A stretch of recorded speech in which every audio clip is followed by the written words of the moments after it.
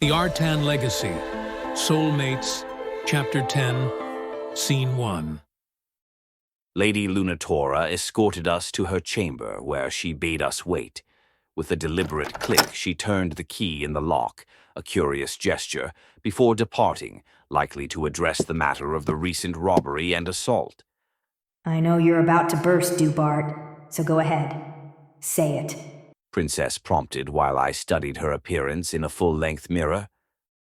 Princess could be exceptionally beautiful, but a maid uniform still gave her a plainness I had not seen before. What am I missing, Aufelia? I intoned gravely, invoking her given name to emphasize the seriousness of my query. What manner of relationship do you have with Lady Lunatora? You have never called me master, nor have I demanded it. Yet why are you— Yes, I get it! Now shut your trap! My trap! She interjected brusquely. Take a seat. My feet are getting tired. Complying, I moved to a dresser adorned with yet another mirror and settled down. Thanks. Now, what you have to understand is, Tira and I met when we were young. I was just a little girl who didn't know any better, understand? Before you go judging any further. I am not judging, Aufelia. I am merely trying to comprehend the situation. I presume you wish me to adhere to some form of protocol. I reminded her, recalling her earlier instructions. It wasn't my fault. I don't know how it ended up like this. She kept excusing, despite my earlier statement. I was like 12. Nobody in the fucking mansion would speak to me. None of the nobles, that is. To them, I was only the orphan who cleaned Master Dubart's crap off his ass, no better than any servant. Little chambermaiden is what they called me. This particular title was an unofficial one, typically bestowed upon a woman tasked with emptying and cleaning the chamber pots from the lavatories, a humiliating, albeit necessary, duty. It was often doled out as a punishment or reserved for the lowest-ranking servants, though the Dearshar sisters had never been charged with such menial tasks, despite having attended to my more unpleasant bodily needs. Then you know Riatna, rascal, she went on. Nobody ever gets her down for long. She didn't mind the veiled rudeness of people. Everybody loved her. And for Mina, she was all grown up already, dignified and lovable. You need no reminder of that. I remember what you were asking me about her in the carriage, by the way.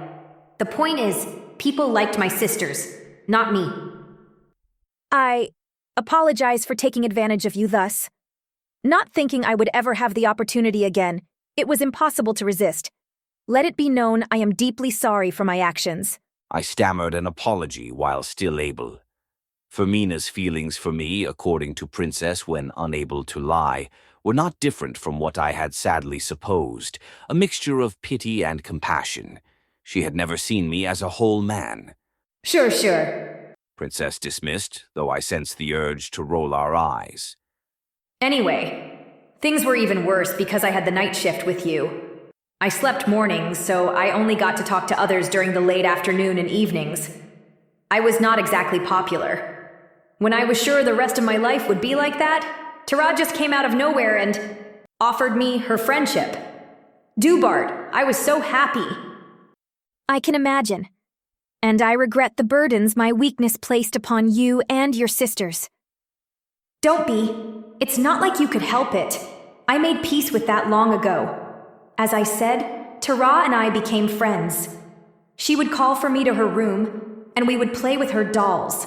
She would have me help her dress, or with her hair, makeup, and a few other things a servant was supposed to do. But since everyone treated me like a servant already, I didn't think much of it.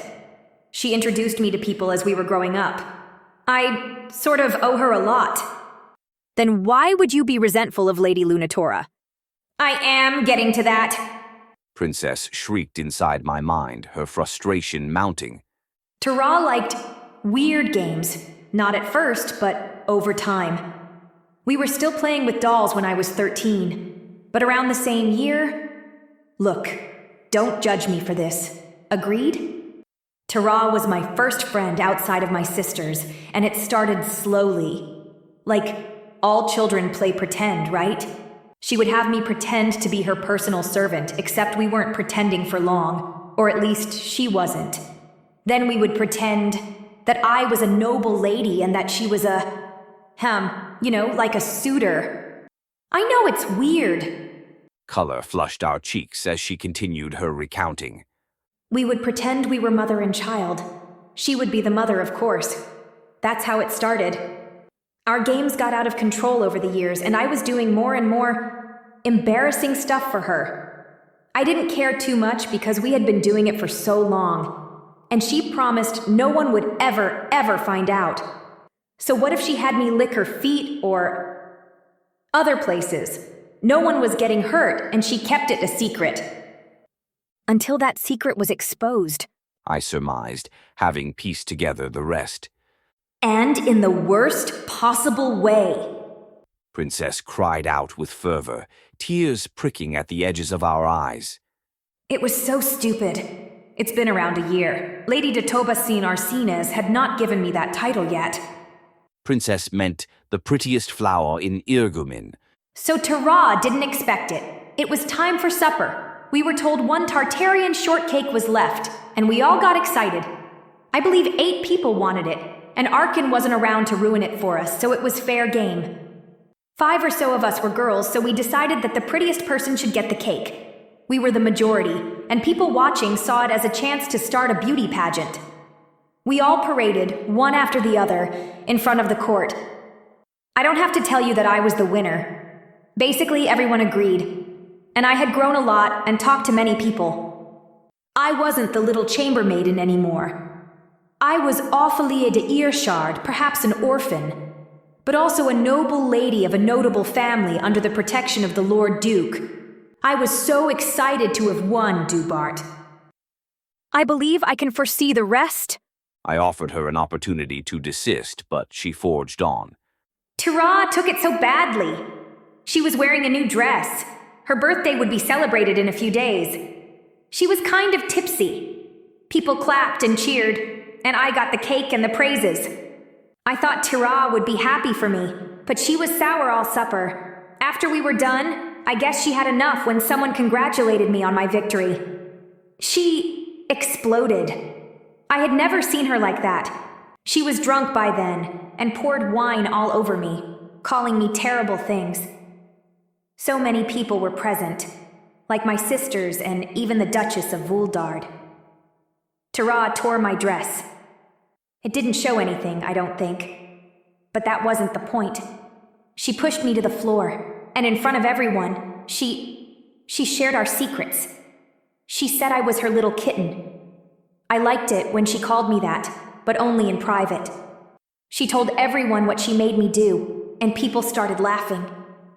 I left the dining room in tears, wet in wine, my dress stained and torn. It was horrible.